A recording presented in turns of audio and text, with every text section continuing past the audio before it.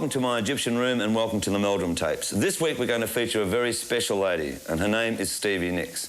Now, how this interview came about was that towards the end of the Dire Straits performances in Melbourne, I threw a party for them here at my home. And it just so happened that Stevie Nicks, Bob Dylan and Tom Petty happened to be performing here on the same night. Well, Bob didn't arrive at the party, but Stevie and Tom Petty arrived. I was a bit hesitant to go up to Stevie because she'd said a week before that she didn't want to know about the media, she didn't want to do any interviews, and both radio and television. So I thought, oh, no, better steer clear. Anyhow, I finally got to talking to her, and she started sort of pouring her heart out and saying, you know, that she felt she was overweight and that she looked a bit ugly and etc., and that's why she really didn't want to do the interview. So I pulled her into this room from the party and I gave her a bit of a lecture and I said, look, you look great and it's just your own attitude.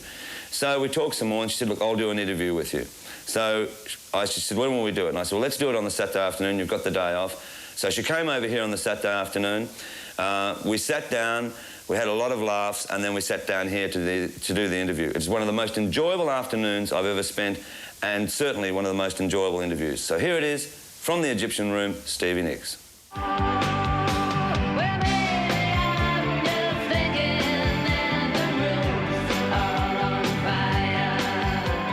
Well, I started singing when I was very little because my grandfather was a country singer. Right. So my granddad and I sang, seriously, duets, which is why I love to sing duets.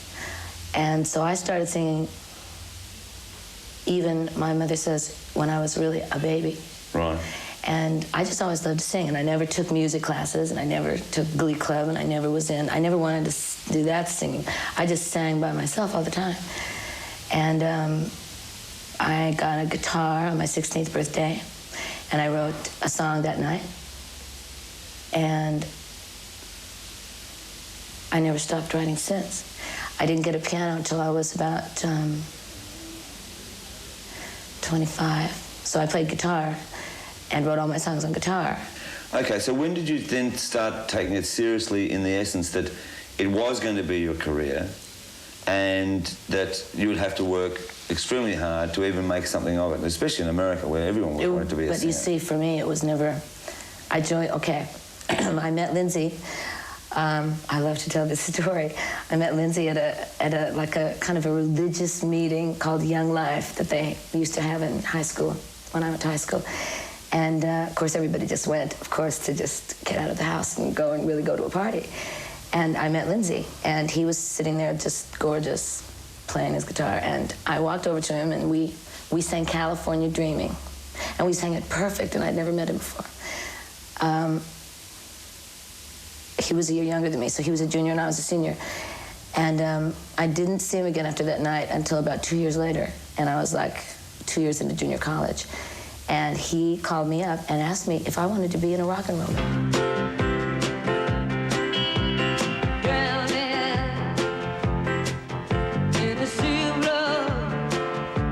Well, knowing Lindsay after the Fleetwood Mac period and when he was doing his solo thing, getting to know him fairly well, he seems like an utter perfectionist.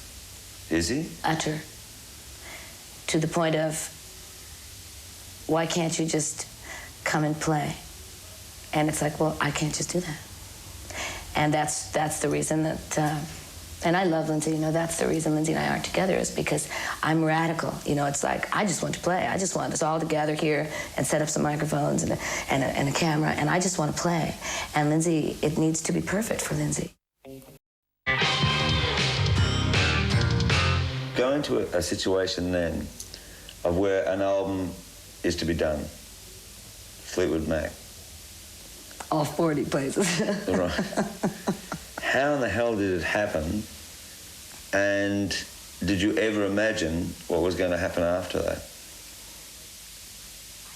I know you would probably hope it, but... Fleetwood Mac only took 3 months, from beginning to end. That's 5 wild Indians in one room, all going, I'm the producer, you know, or listen, I know I'm right. And I didn't even ever say that, so we're talking only 4. Mm. And Lindsay is, once again, radically perfectionistic, and it's like, you know, he's going, well, I don't want to be on it then. It's not right. And Lindsay and Stevie and Chris had to learn to sing together because Christine's very English, you know, and like and I'm kind of like wherever I am. If I'm in Atlanta, I have a Southern accent, and if I'm, you know, in England, and I'm more, it's like, and Lindsay's very like kind of country rock and roll. Just to listen to just Lindsay play and sing. So to put these three voices together, especially two of which had been singing for years, was hard. But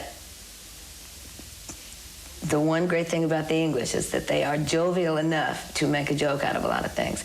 And this was the only way I think that the three of us learned to sing together. Because it was like Lindsay and I had already practiced for years, you know, and then there was another lady that was like, she had to learn to sing with us too, you know. And that was the hardest part. But the record was done in 3 months, what can I say? We didn't have all the money in the world to spend. We couldn't be indulgent, and nobody knew if it was going to be a hit or not. And for Lindsay and I, we were rich because we were getting like, you know, hundreds of dollar bills a week. I mean, and we were starving.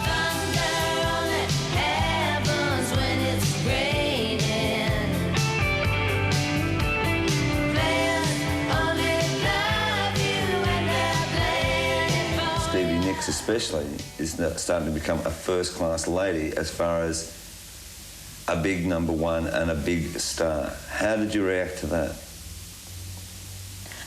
I don't think that Stevie Nicks really realized it because, once again, we left and we worked for like 4 months, solid, 4 nights a week, you know, which wasn't, that's why my voice got hurt.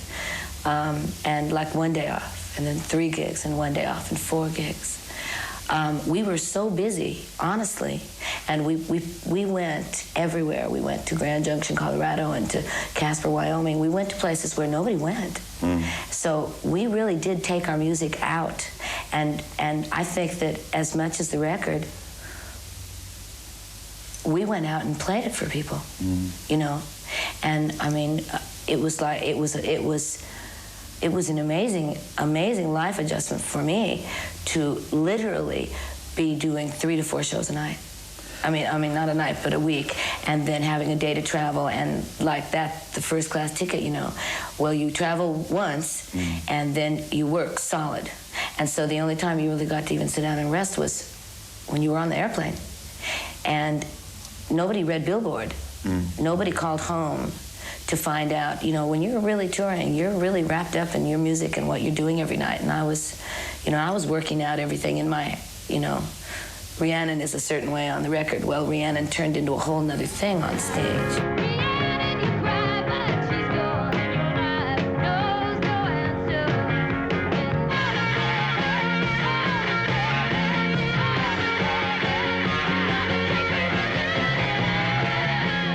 Have become history. I mean, it is a landmark in rock and roll history. Whether you read charts or not, it is a big L. Right, yes, it is a very big album, right? A lot of great songs, incredible songs, 4 top hits, I won't say singles, that were just massive, right? World tours covering an immense amount of countries. Absolutely, you know. Then the Tusk album. Why are you laughing? Well, just because then the Tusk album, the movie, right then my eyes are filling up with funny tears. I wish you could have been there for the 13 months of Tusk. It took so long. Yes. And when we moved out of the studio, it looked like your house, right? That we lived in for 100.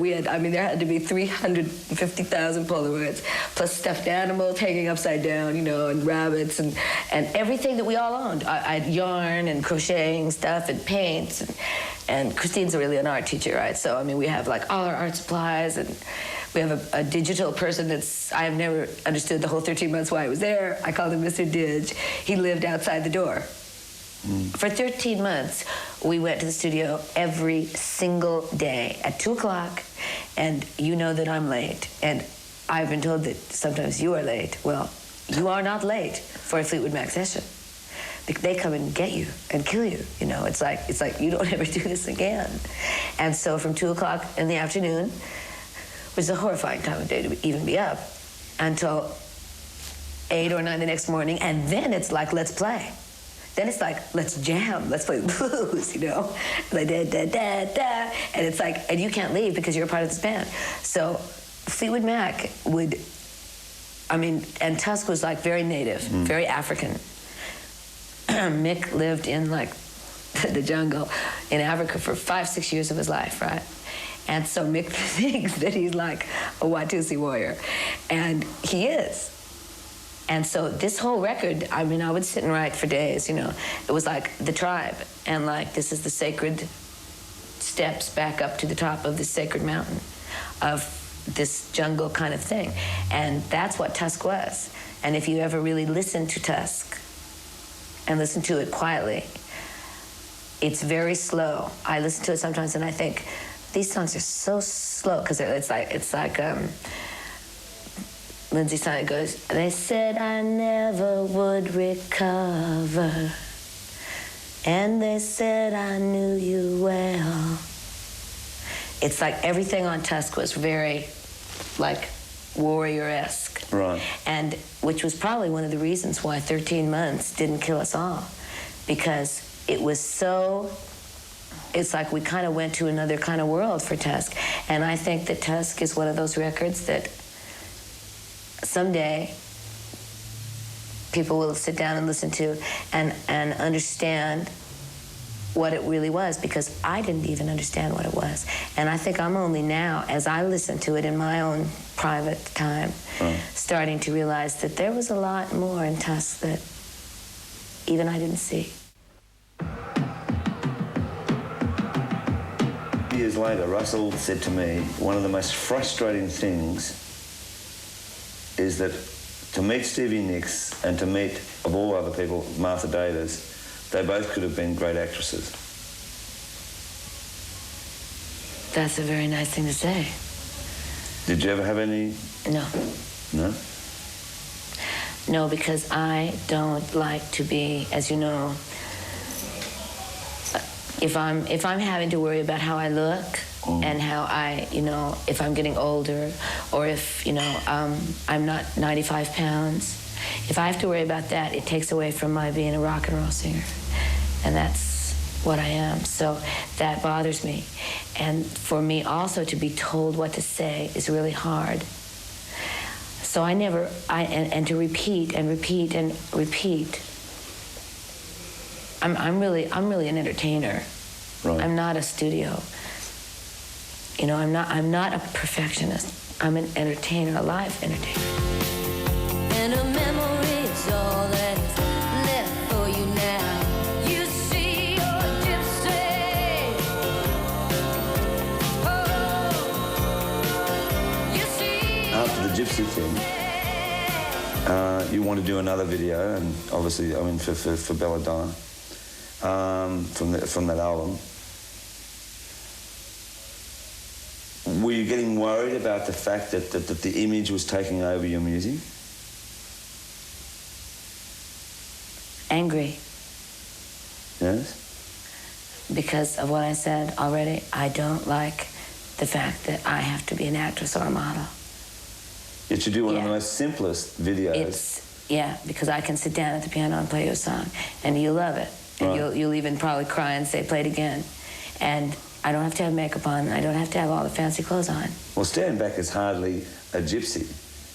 Yet it was... But Stand Back is a... Because once again, the difference between the brilliance of Russell Mulcahy is that he handled 5 crazy people, right? Wow. He said, listen, don't mess with me. Wow.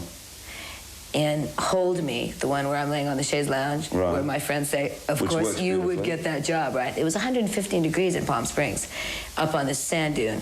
Nobody in Fleetwood Mac ever saw the other scenes that anybody ever did, because if you walked out of your trailer for 5 minutes, you died of asphyxiation because it was so hot. Right. So nobody saw anything else. And me walking across with that picture, you know, it's like, and I'm laying in the chaise lounge, it's 115 degrees, they're saying, we need you to look dreamy, you know, and I'm going, well, I'm gonna look dreamy and then I'm gonna die.